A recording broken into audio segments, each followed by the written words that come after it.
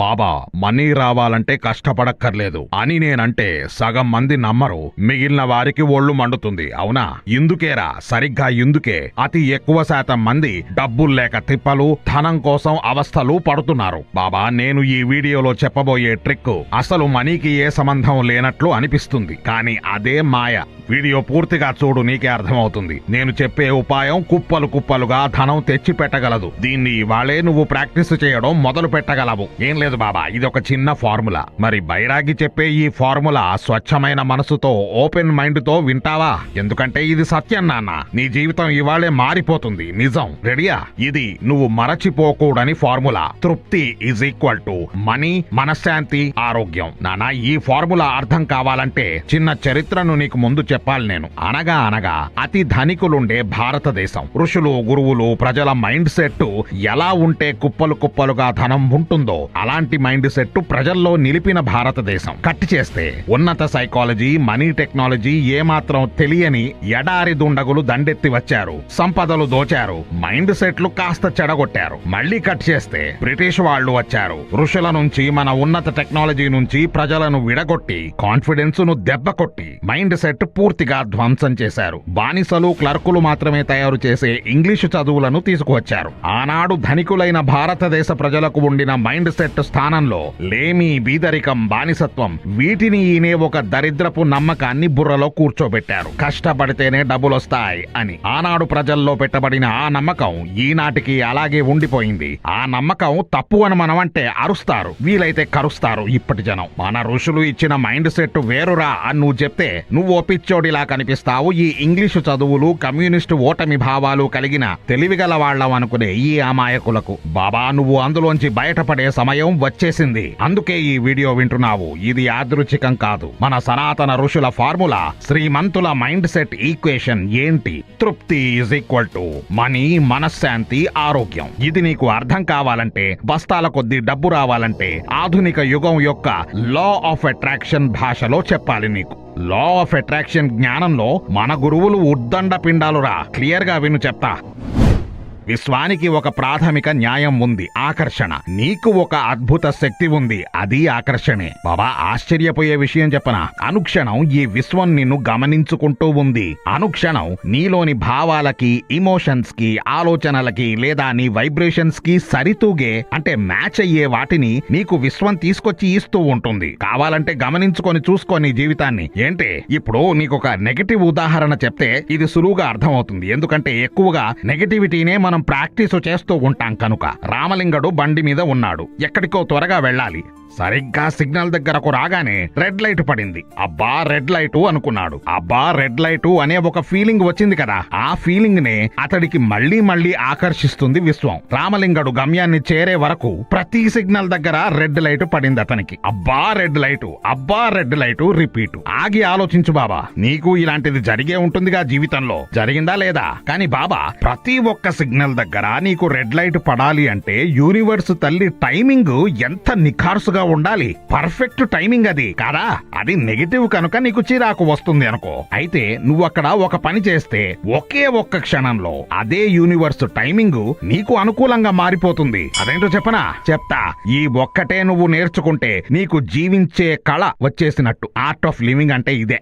ఏంటంటే బాబా, red light పడగానే అబ్బా రెడ్ లైట్ అనుకోకుండా రామలింగడు వావ్ ఏం టైమింగ్ ఇది, సరిగ్గా లైన్ దగ్గరికి వచ్చేసరికి రెడ్ లైట్ పడింది. అరక్షణం కూడా తేడా లేదు. వాహా అనుకున్నాడు అనుకో. అప్పుడేమైంది, మంచి ఫీలింగ్ వచ్చింది మనసులో. అలా అనుకున్నవాడు అది వదిలేసి సాగిపోయాడు ముందుకి. అయితే దారి పొడుగుత పొర్లుబోని టైమింగ్ లో గ్రీన్ లైట్లు పడుతూ వెళ్ళాయి అతనికి గమ్యం చేరే వరకు. అనా ఏమైందంటావు? అక్కడ వైబ్రేషన్ మారిపోయింది అతడికి. ఒక అబ్బురం, ఒక అభినందన, ఒక గొప్ప టైమింగ్ చూసిన తృప్తి అతనిలో నిండాయి కదా. విశ్వం అప్పుడు అతడిలో ఆ సాటిస్ఫాక్షన్ ను గమనించింది. సీను మారిపోయింది. అంటే కష్టాలు వచ్చినప్పుడు కష్టాన్ని చూసి ఆహా ఓహో అని చప్పట్లు కొట్టి అభినందించు అని చెప్పట్లేదు బాబా నేను. అలా ఎందుకు చెప్తాను చెప్పు? అది ఎవరికి సాధ్యం కాదు. కష్టం వచ్చినప్పుడు కష్టం మీద నీ కనుచూపు కూడా పడని స్థితిలో నువ్వు ఉండడమే సరైన సమాధానం. అది ఎలా చేయాలో చెప్పేదే మన ఫార్ములా. ఆహా భలే బాబా, ఇప్పుడు వందల ఏళ్లుగా మనుషుల నుంచి దాచబడిన అతి ముఖ్యమైన రహస్యం విను. తృప్తి ఈజ్ ఈక్వల్ టు మనీ, మనశ్శాంతి, ఆరోగ్యం. నానా విశ్వానికి నువ్వంటే విశ్వమంత ప్రేమ గౌరవం. నువ్వు ఏది అడిగితే అది నీకు ఇస్తుంది. Ask and it shall be given అంటే ఇదే. ఇందులో భాగంగా నువ్వు ఇంతవరకు అడిగిన మనీ అంతా ఉందే, అదంతా వైబ్రేషన్ పరంగా నీకు ఇప్పటికే విశ్వం ఇచ్చేసి ఉంది. ఎన్నిసార్లు నువ్వు మనీ కావాలి అని అనుకొని ఉంటే ఇప్పటి వరకు అన్నిసార్లు అంతంత ధనం వైబ్రేషన్ పరంగా విశ్వం నీ వైబ్రేషన్ బ్యాంకులో వేసేసింది. మరా డబ్బులన్నీ ఏవి అని అడుగు. వైబ్రేషన్ బ్యాంకులో వైబ్రేషన్ రూపంలో ఉన్న ధనం భౌతిక రూపం దాల్చాలంటే నువ్వు విశ్వం యొక్క వైబ్రేషన్ తో మ్యాచ్ అవ్వాలి. అంతే నువ్వు చేయాల్సింది. అర్థమవుతోందా? దీన్నే అలైన్మెంట్ అంటారు.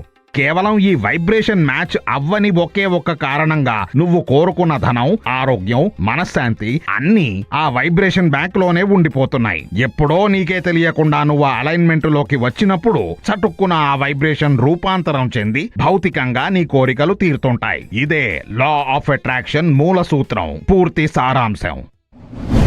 బాబా అతి సులువుగా మనీ వచ్చి పడే మార్గం ఇప్పుడు వింటావు. యూనివర్స్ తల్లి వైబ్రేషన్ తో నీ వైబ్రేషన్ ను అలైన్ లేదా అనుసంధానం చేసే అతి సులువైన సత్యమైన మార్గం తృప్తి.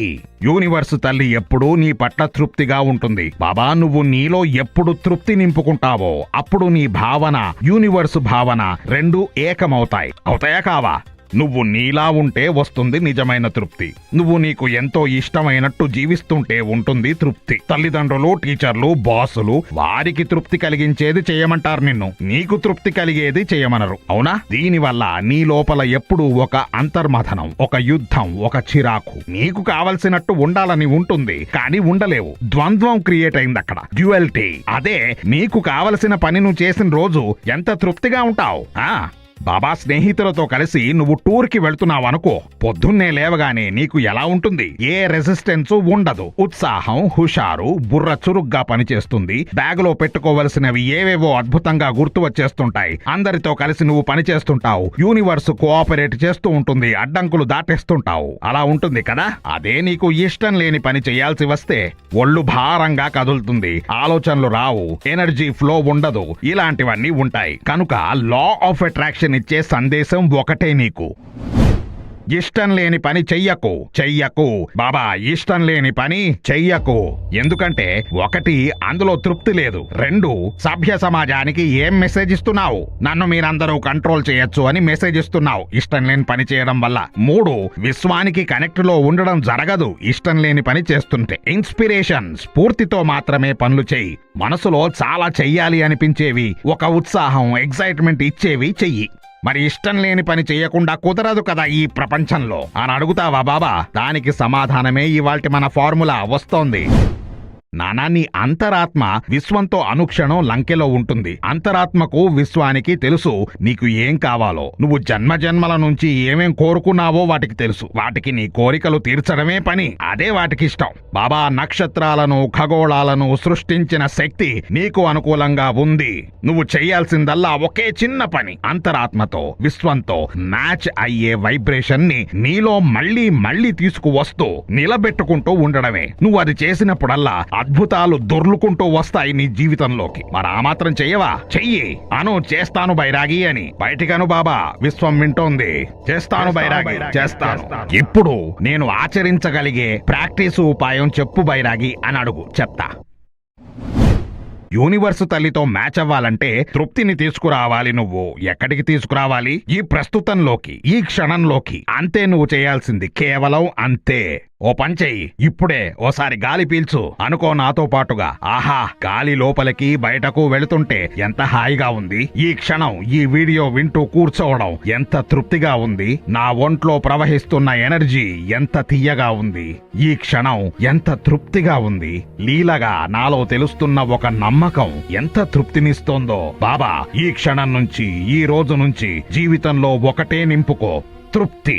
అన్నం తింటూ ఈ రుచి నోట్లో ఆడుతుంటే ఎంత బాగుంది అనుకో. పొద్దున్నే నిద్ర లేవగానే ఈ ఉదయం నాలో తృప్తిగా ఉంది, అంటూ ఒక 6-7 క్షణాలు ఆ తృప్తిని ఫీల్ అవ్వు నిశ్శబ్దంగా. ఆ తర్వాత లేచి వెళ్ళు. ఏ పని చేసినా అందులో తృప్తిని వెతకడం నీ పని ఇవాల్టి నుంచి. ఎవరినైనా చూసినప్పుడు, పాట విన్నప్పుడు, ఎవరి గొంతైనా విన్నప్పుడు, ఆకాశాన్ని చూస్తుంటే పరుపు మెత్తదనం ఫీల్ అవుతూ అడుగులు వేస్తూ ప్రతి పనిలోనూ ఎంత తృప్తి ఉందో గమనించు. కనిపిస్తుంది, అది అలవాటుగా కూడా మారుతుంది. ఈ సాధన నువ్వు చేస్తే నీ జీవితం పూర్తిగా మారిపోతుంది. బైరాగి మాట నమ్ము. యూనివర్స్ తల్లితో నీ వైబ్రేషన్ మ్యాచ్ అవ్వడం చూస్తావు. నీ వైబ్రేషన్ బ్యాంక్ లోంచి భౌతికంలోకి దొర్లుకుంటూ వచ్చే ధనాన్ని చూస్తావు. అన్ని కర్మ సిద్ధాంతాలను దాటేసి నీ నిజాన్ని నువ్వు సృష్టించుకోవడం చూస్తావు.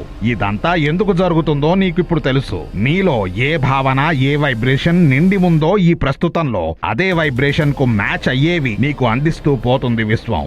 ఏ నమ్మకాలు, ఏ ఆలోచనలు నీ కోరికలు తీరడానికి అడ్డుపడి ఉన్నాయో అవన్నీ ఇప్పుడు లేకుండా పోయాయి అని అర్థం అవుతుంది నీకు. బాబా, నేను చెప్పింది ఎంత నమ్మకంతో, నిజాయితీతో చేస్తూ పోతే అంతగా నీకు ఇది అక్షర సత్యం అని అర్థమవుతూ పోతుందిరా. అనుభవించని వారికి ఇదంతా బూటకం అనిపిస్తుంది. ఎందుకంటే వారి భావనే విశ్వం వారికి అందిస్తుంది కనుక. బాబా, త్వరలో మనీ సంపాదించడానికి కష్టపడడం కాదు మార్గం, తృప్తి నింపుకోవడం మాత్రమే అని నువ్వు అర్థం చేసుకోబోతున్నావు ప్రాక్టికల్ గా. ఇప్పటికే